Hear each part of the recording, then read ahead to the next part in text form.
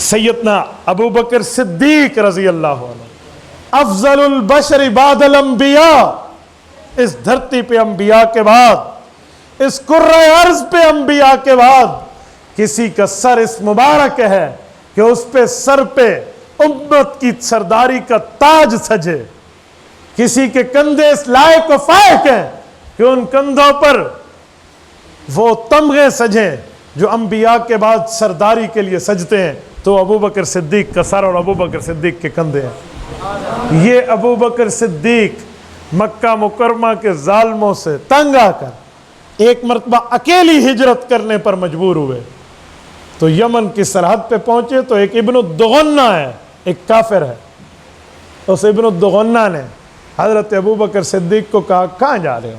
تجارت کے غرض سے سفر ہے۔ فرمایا جی نہیں۔ کہا یہ قوم بڑی احسان فراموش قوم ہے، اس قوم نے نہ اپنے نبی کا مرتبہ پہچانا نہ اپنے مخلص کا مرتبہ پہچانا، میں نے اپنے نبی سے اجازت لی ہے، میں تنگ ہو گیا ہوں، میں یہاں سے ہجرت کر کے حبشہ جا رہا ہوں۔ فرمایا ابو بکر تجھ جیسا بندہ اگر مکہ مکرمہ سے نکل گیا، تیرے جیسی صفات والا انسان اگر ہم میں نہ رہا تو پیچھے جینے کا فائدہ۔ ابو بکر واپس چلتے ہیں۔ حضرت صدیق اکبر کہتے ہیں کیا ضرورت ہے، میں اس لوگوں سے تنگ ہوں، میں نے ان پہ سرمایہ لگایا ہے، میں نے ان پہ پیسہ لگایا ہے، میں نے ان پہ کمائی لگائی ہے، میں نے انہیں خون جگر پلایا ہے، لیکن ان کو شرم اور حیا نہیں آتی، یہ ظالم ہی ظالم ہیں، ظلم ہی ظلم کرتے ہیں۔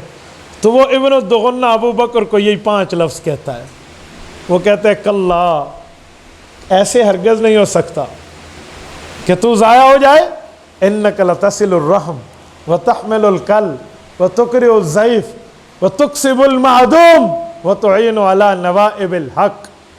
ابو بکر تو صلہ رحمی کرنے والا ہے یار، بوجھ دار کا بوجھ اٹھانے والا ہے، جو کماتا نہیں ہے تو اس کے لیے کماتا ہے، تو مہمان کا اکرام کرتا ہے اور تو حق کا ساتھی ہے، آؤ میں تمہیں واپس لے کر چلتا ہوں۔ اصرار کر کے ابو بکر کو واپس لاتے ہیں۔ یہاں سے اگر یہ مسئلہ حل ہوتا ہے کہ ابو بکر کی ذات کو منہاج النبوہ کے طرز پہ خلافت ملتی ہے کہ وہ صفات ابو بکر پہ منتقل ہیں، تو یہ مسئلہ بھی حل ہوتا ہے کہ حضور کی ذات کے بعد ابو بکر بھی معاشرے کے لیے رحم دل ہے۔ یہ بھی روز روشن سے واضح ہوتا ہے۔ میرے دوستو، یہ ہمیں سبق ملتا ہے کہ ہم معاشرے میں وہ کردار ادا کریں، ہم معاشرے میں وہ کریکٹر اپنا رکھیں کہ وہ کریکٹر ہمارے معاشرے کے لیے مفید بھی ہو بلکہ مفید تر ہو۔ ہمارا کردار ایسا ہونا ہے۔ بھائی نماز ضروری ہے، روزہ ضروری ہے، صاحب استطاعت پہ حج ضروری ہے، میں انکار نہیں کرتا، لیکن جو معاشرت کے حقوق ہیں، جو عباد کے حقوق ہیں، جو بندوں کے حقوق ہیں، جو لوگوں کے حقوق ہیں، جو پڑوسی کے حقوق ہیں، جو بوڑھے ماں باپ کے حقوق ہیں، جو اپنی بہن کے حقوق ہیں، خاوند پر بیوی کے حقوق ہیں، والد پر اولاد کے حقوق ہیں، اولاد پر ماں باپ کے حقوق ہیں، رہنے والوں پر پڑوسیوں کے حقوق ہیں، جس سے قرض لیا قرض خواہ کے حقوق ہیں، جس سے معاملہ طے کیا صاحب معاملہ کے حقوق ہے، زمین اکٹھی ہے تو ساتھ والے زمیندار کے حقوق ہیں، وہ کہاں جائیں گے؟ ہم ان حقوق سے غافل، 4 رکعت نماز، کمر پیچھے امام کے، اللہ اکبر، بھائی تیری نماز قبول کیسے؟ تو ساتھ والے زمین پر ناجائز قبضہ کر چکا ہے۔ تو نماز پڑھنے تو آ گیا، لیکن سنیے، شریعت کے ایک حکم کا انکار کر کے دوسرے حکم کو بجا لانے والوں، اللہ کے رسول کی زندگی میں جو شخص صاحب استطاعت ہوتا اور قربانی نہ کرتا، تو حضور پاک فرماتے من وجد لہ ساعۃ لأن یضحی فلم یضحی فلا یقربن مصلانا، جس بندے کو طاقت و قوت ہے کہ وہ قربانی کر سکے اور نہ کرے، کون سا منہ اٹھا کے عید نماز میرے پاس پڑھنے آئے گا؟ یہ اللہ کے رسول فرماتے۔ تو میں پوچھ سکتا ہوں، میں نے پڑوسی کے حقوق غصب کر کے، ناجائز قبضہ کر کے، زمین ہتھیا لی اور میں نماز پڑھنے آیا ہوا ہوں، اور کس منہ سے اللہ کے گھر میں نماز پڑھنے آیا؟ میں یہ نہیں کہتا تیری نماز رائے کہاں جائے گی، میں نماز کی ثواب کا انکاری نہیں ہوں، لیکن اس خدا کے سامنے اس وقت بھی ڈر جاتا ہے نا جو وہ غصب کر رہا تھا، اس وقت بھی تو ڈر جاتا۔ اللہ کے رسول کا فرمان ہے من اخذ شبرا من الارض بغیر حق یطوق اللہ یوم القیامت 7 اراضین، فرمایا کسی بندے نے ایک بالشت زمین کسی کی ہتھیا لی تو اللہ رب العزت 7 زمینوں کو طوق قیامت میں اس کی گردن میں پہنا دیں گے۔ ایک بالشت یا کو سادے ہیں ایک گٹھ، یہ ایک بالشت ہے 9 انچ بنتا ہے، 1 فٹ بھی نہیں بنتا کہ وہ 12 انچ پر مشتمل ہوتا ہے، 9 انچ زمین ہے۔ ایک کندھی 9 انچ دی ہے صاحب، 9 انچی دی ہے، کہتے ہیں نہیں کہتے؟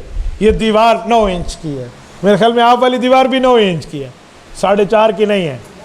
ہاں تو یہ اتنی زمین بھی کسی کے ہتھیال ہے تو 7 زمینوں کا طوق بنے گا۔ طوق کسے کہتے ہیں؟ عربی میں طوق کہتے ہیں، اردو میں اسے پنجالی کہتے ہیں، یہ جو بیل کے گلے میں ہوتی ہے۔ بیل چھڑا سکتے ہیں اس کو؟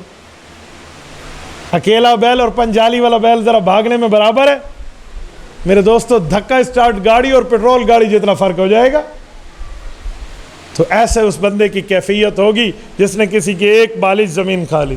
اور آج کل تو کنالوں کھا جاتے ہیں، کنال بھی کم کہہ رہا ہوں، شاید مربع جات کھا لیے جاتے ہیں، اور کسی کی زمین پہ کھا کے۔ ہمارے ہاں تو ایک مسئلہ مشہور ہے، پتہ نہیں آپ کے یہاں یہ نہیں ہے، کوئی طاقتور ہو تو وہ کہتے ہیں اس کا بننا ٹیڑھا ہوتا ہے، ڈاڑھے دے ڈنگے بننے ہونے۔ کیوں ڈاڑھے؟ خدا کو مور لوا کے کھڑو تھے بھائی، اللہ سے لکھوا کر لائے ہیں بھائی ہم کسی کو ٹیڑھا کر دیں؟ یہ کوئی بات ہے یار؟ میرے ساتھ والا شمالی سائڈ کا جو پڑوسی ہے نا، جب ہم گھر بنا رہے تھے تو وہ غیر ملک ہے، ہم نے اسے دیکھا بھی نہیں، میں نے اپنے بچپن سے آج تک اس بندے کی شکل نہیں دیکھی، وہ آج تک غیر ملک ہے۔ 3 بہنیں تھیں، تینوں فوت ہو گئیں، والد اور والدہ تھا، فوت ہو گئی۔ تو مجھے کسی نے کہا اپنی دیوار آپ کی ٹیڑھی ہے، تھوڑی ادھر بنتی ہے، سیدھا کر لو نا، کیا ہوتا ہے، کس نے کیا کہنا ہے؟ شیطان ہمیں بھی کہے گا یار پیسے لگا رہے دیوار ٹیڑھی کر لے۔ میں نے دل میں طے کیا ٹیڑھی رہے گی، بچوں تک کو کہہ جاؤں گے ٹیڑھی اس لیے ہے کہ میرا حق نہیں ہے ادھر جانے کا، یہ اس لیے ٹیڑھی ہے، میں اس کی دیوار پہ نہیں جا سکتا، میں جاؤں گا کل قیامت میں 7 زمینوں کو طوق تمہارے باپ کے گلے میں آئے گا۔ میں آج کل اپنے بچوں کو اوپر چھت پہ لے جاتا ہوں، کہتا ہوں یہ دیکھو یہ دیوار سیدھی ہے، ابو یہ سیدھی ہے، یہ سیدھی ہے، ٹیڑھی ہے، ٹیڑھی کیوں ہے؟ میں نے کہا بیٹا یہ ہمارا حق نہیں بنتا تھا، یہ بندہ ہوتا تو ہم اسے پیسے لے دے کے لے لیتے، لیکن جان بوجھ کے نہیں لیا، کیونکہ ہم لیں گے تو کل قیامت میں ہمارے گلے میں جھوٹی زمین کی وجہ سے گردن میں طوق آئے گا۔ یہ ہم اپنی اولاد کو آج نہ سمجھایا تو کون سمجھائے گا؟ آج اولاد کے لیے لوگ کماتے ہیں، لیکن حلال نہیں حرام بھی کماتے ہیں، رشوت بھی لیتے ہیں، سب کچھ غلط کماتے ہیں، کہ میں کیا کروں، میں نے بچے پالنے ہیں بھائی۔ تو بھئی اس اولاد کے لیے آپ یہ کہتے ہیں کہ میں مر گیا تو میری اولاد کا کیا بنے گا؟ اے کاش تیری سوچ اس کے ساتھ یہ بھی ہوتی کہ میری اولاد مر گئی تو ان کا کیا ہوگا قبر میں، یہ بھی تو سوچ لے بھائی۔ والد کا صرف تحفہ پیسے دینا ہے بچے کو، صحیح تربیت نہیں ہے۔ ہم معاشرے کو غلط انسان بنا دے کر جا رہے ہیں۔ تبارك الذي نزل الفرقان على عبده ليكون للعالمين نذيرا